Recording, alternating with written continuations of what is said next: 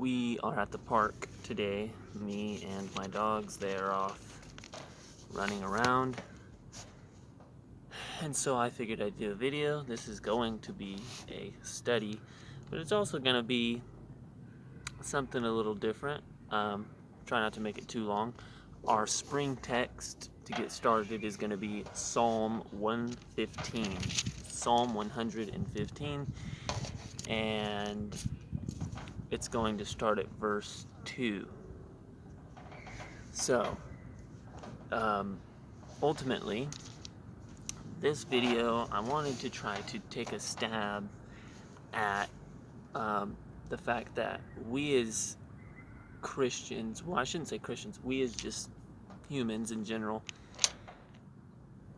if you're not a believer, usually this is, I've always believed in the Bible. There was an earlier time in my life where I didn't take it as seriously, and I didn't really understand the message like I do now. And so I'd argue that I wasn't in a position of being saved if I were to have stayed where I was. But that's a whole other story. And so point is that before I really knew as much, I kind of thought that I don't know if I ever thought this, but a lot of people do think this, is that you can be in the gray area with God, that you can kind of stand in the middle and kind of have a sense of neutrality. Like, I'm not on the bad side and I'm not on the good side. I'm kind of just in the middle, I'm neutral.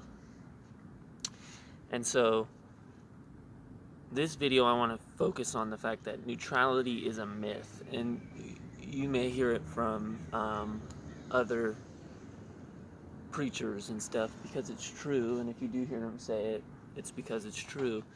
I actually get that from another pastor who says it, Jeff German, that neutrality is a myth, and that it's basically meaning that we all worship something, and that we all have a belief system and a worldview where when we make decisions in the world, it's based off of those beliefs. And so when people want to say, well, I'm just neutral, I'm in the middle, I don't really believe it, I do kind of believe it, stuff like that, or try to say, for example, God doesn't exist and stuff, well, a lot of those people don't live as though God doesn't exist, and they don't live as though they don't worship anything. They worship something within their life.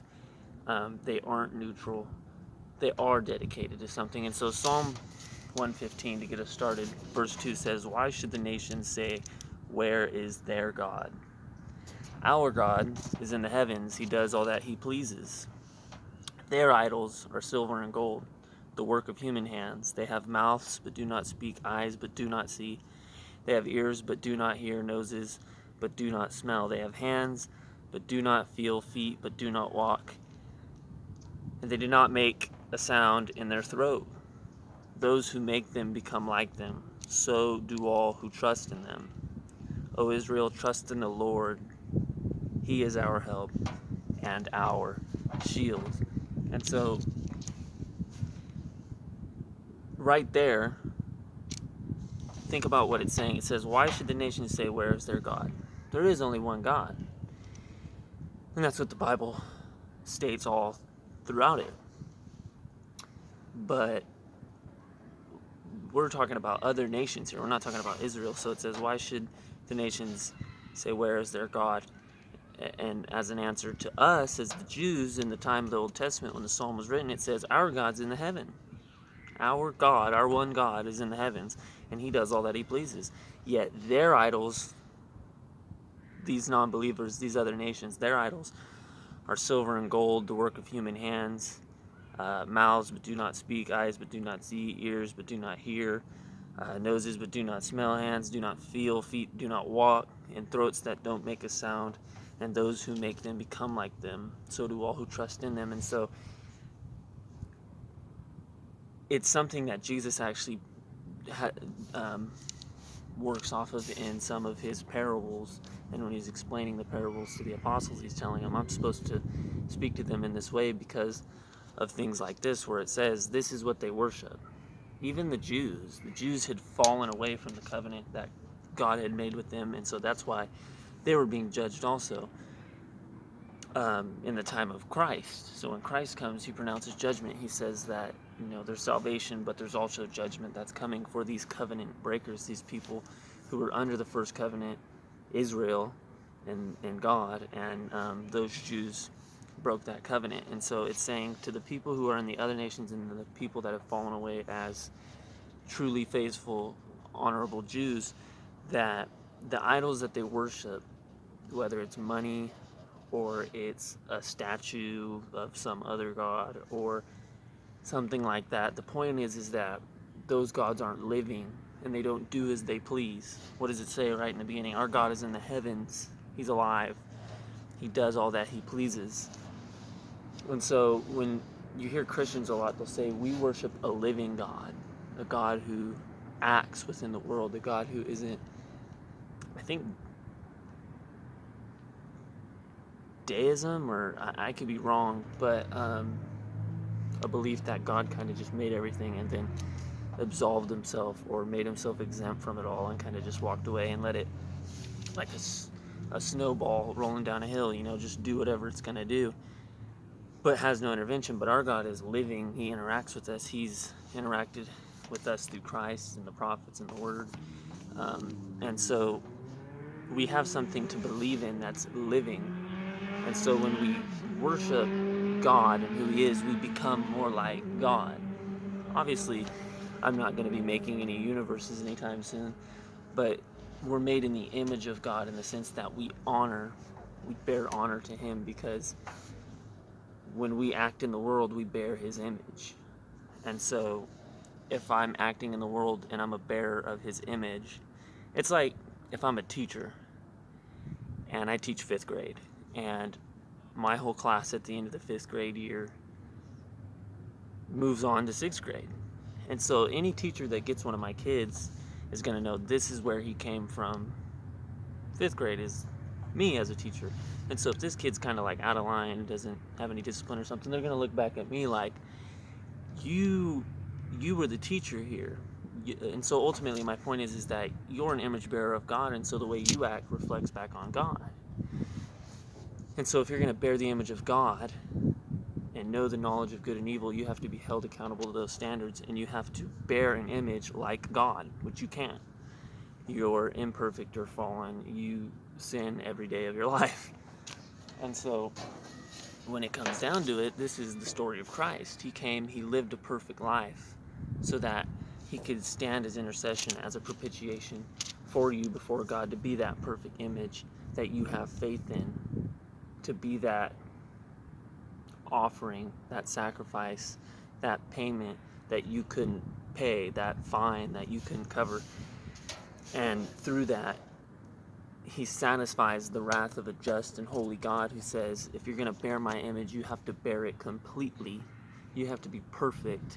You have to uphold the law completely, utterly, wholly, perfectly.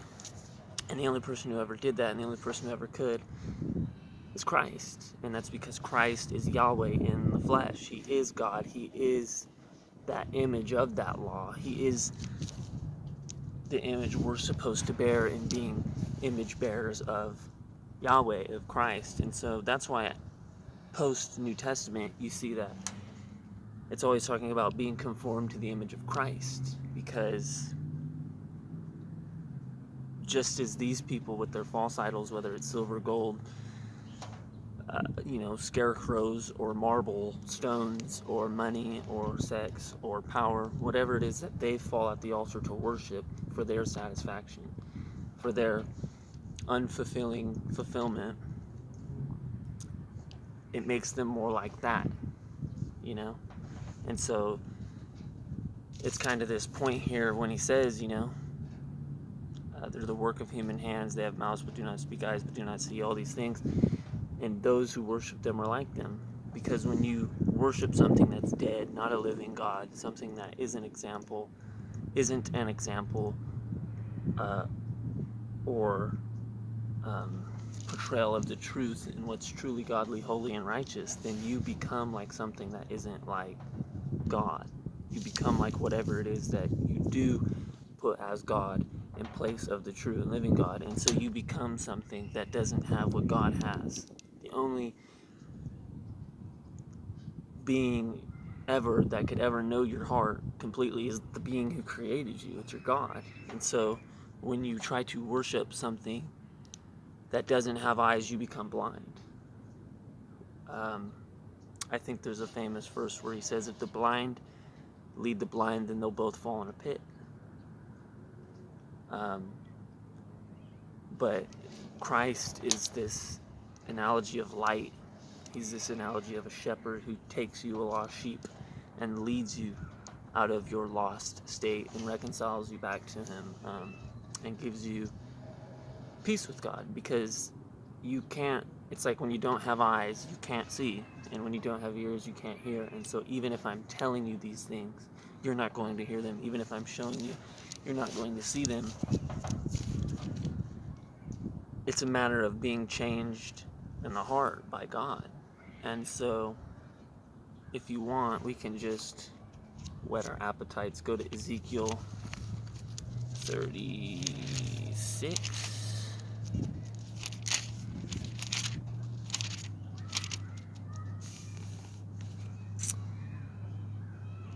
Okay. Ezekiel 36. Okay, therefore, say to the house of Israel, thus says the Lord. Okay, Ezekiel 36, verse 26. And I will give you a new heart and a new spirit I will put within you, and I will remove a heart of stone from your flesh and give you I will remove a heart of stone from your flesh and give you a heart of flesh. And I will put my spirit within you and cause you to walk in my statutes and be careful to obey my rules.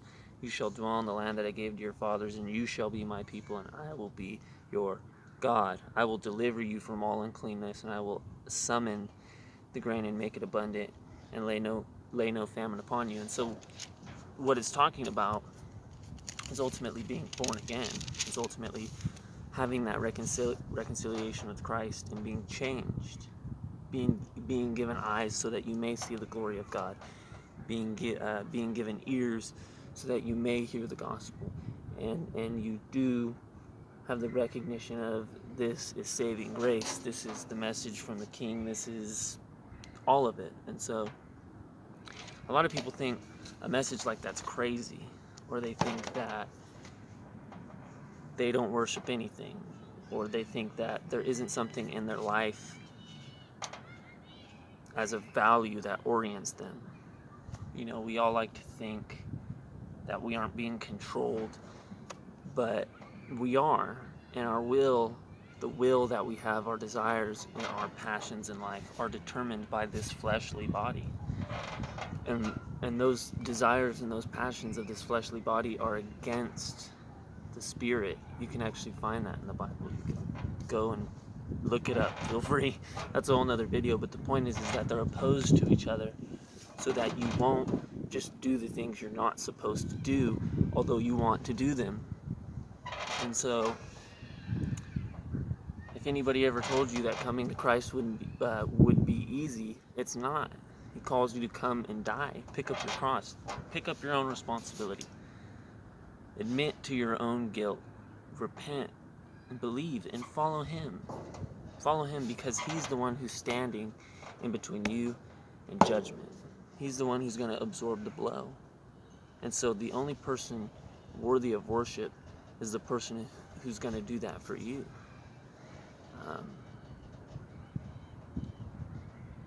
And there's no real argument against that, because I don't see anyone else in history living a life like he did and satisfying that judgment for you.